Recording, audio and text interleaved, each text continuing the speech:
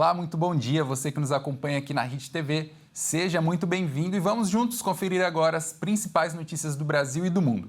O Brasil registrou uma queda histórica nos números da violência, mas segundo o Fórum Brasileiro da Segurança, o que não cai de jeito nenhum e causa muita preocupação são as estatísticas sobre os jovens e principalmente as mulheres. O Brasil atingiu em 2024 o menor número de mortes violentas intencionais desde o início da série histórica em 2011. Foram 44.127 registros, segundo o novo Anuário Brasileiro de Segurança Pública divulgado nesta quinta-feira. O dado confirma uma tendência de queda nos homicídios que se mantém desde 2018 e representa uma redução de 5% em relação a 2023 e de 8% em comparação com 2022. O índice reúne ocorrências de homicídio doloso, latrocínio, lesão corporal, seguida de morte e morte decorrentes de intervenções policiais. Apesar do recuo geral na violência letal, o levantamento mostra que há áreas em que os crimes continuam em alta, como é o caso dos feminicídios e das mortes de crianças e adolescentes, que aumentaram em 2024. O número de feminicídios chegou a 1.492 casos, o maior já registrado desde que esse tipo de crime passou a ser classificado pela legislação brasileira em 2015. A maioria das vítimas era formada por mulheres negras entre 18 e 44 anos, mortas dentro de casa, geralmente por companheiros ou ex-companheiros. Chama a atenção ainda que entre as mulheres assassinadas nos últimos 2 anos, ao menos 121 estavam sob medida protetiva, medidas que em muitos casos foram descumpridas. As mortes violentas de crianças e adolescentes de até 17 anos também subiram, totalizando 2.356 vítimas. O aumento quebra uma sequência de quedas desde 2020 e, segundo os pesquisadores do Fórum Brasileiro de Segurança Pública, tem relação direta com a atuação policial. O crescimento foi puxado principalmente por mortes de adolescentes em intervenções das forças de segurança. Em relação à letalidade policial, o país registrou 6.243 mortes, causadas por agentes do Estado. Embora o número represente uma pequena queda de 2,7% em comparação com 2023, o ritmo foi menor do que a redução geral das mortes violentas. Isso fez com que a proporção de pessoas mortas por policiais dentro do total de homicídios aumentasse. 12 estados brasileiros registraram alta nesse indicador, com destaque para São Paulo, onde os casos subiram 61%. O cenário atual evidencia uma contradição. Enquanto os dados gerais indicam uma melhora nos índices de violência fatal, os crimes específicos, como os motivados por gênero ou relacionados à atuação policial, seguem como grandes desafios. Em pesquisa recente do Datafolha, a maioria da população afirmou sentir que a criminalidade está aumentando, o que reforça a necessidade de políticas públicas mais eficazes e voltadas à proteção de grupos vulneráveis. O prefeito de São Paulo, Ricardo Nunes, do MDB, anunciou que cerca de 200 policiais militares vão trabalhar dentro dos ônibus da capital para evitar novas ondas de ataques. A onda de vandalismo contra os transportes públicos na capital de São Paulo somou mais de 800 casos e 600 veículos depredados, de acordo com os cálculos da SP Trans. Para conter os novos ataques, o prefeito Ricardo Nunes, do MDB, anunciou que cerca de 200 policiais militares atuaram dentro dos coletivos das linhas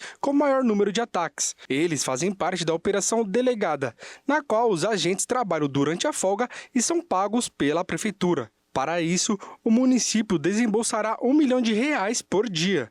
As investigações continuam para descobrir quem está por trás dos ataques. Até o momento, 2 hipóteses foram levantadas. A primeira é a disputa entre empresas que queiram criar um clima de medo para desestabilizar o setor e forçar a prefeitura da capital a fazer mudanças. A segunda seriam rixas sindicais. Para o diretor do DEIC, existe ainda a possibilidade dos ataques estarem acontecendo em efeito manada, sem ter necessidade de um grupo estar articulando.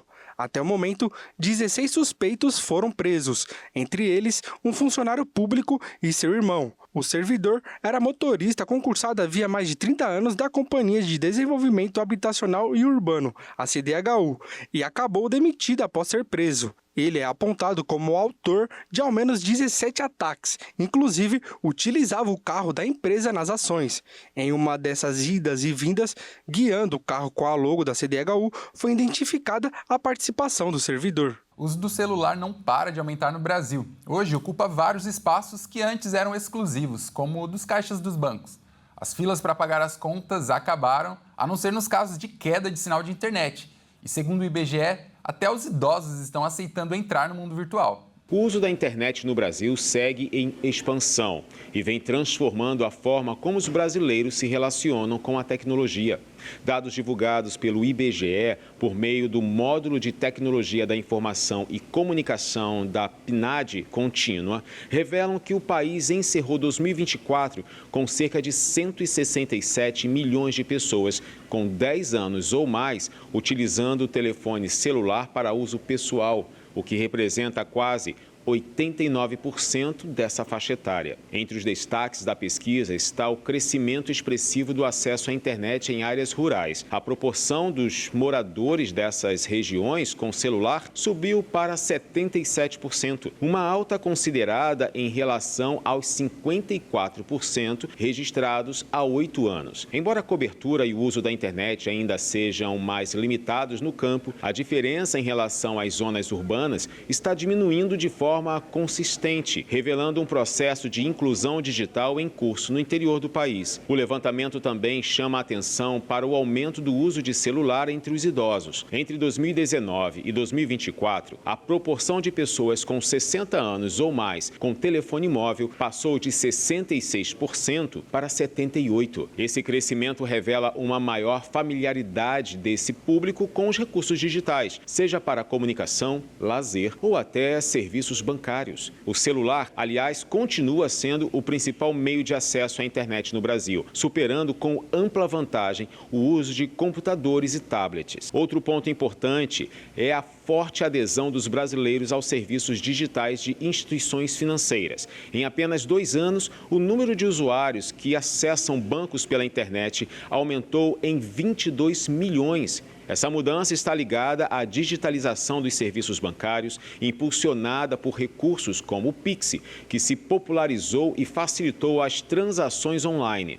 A adesão às plataformas virtuais substitui gradualmente o atendimento físico em agências, principalmente entre as faixas mais jovens e conectadas da população.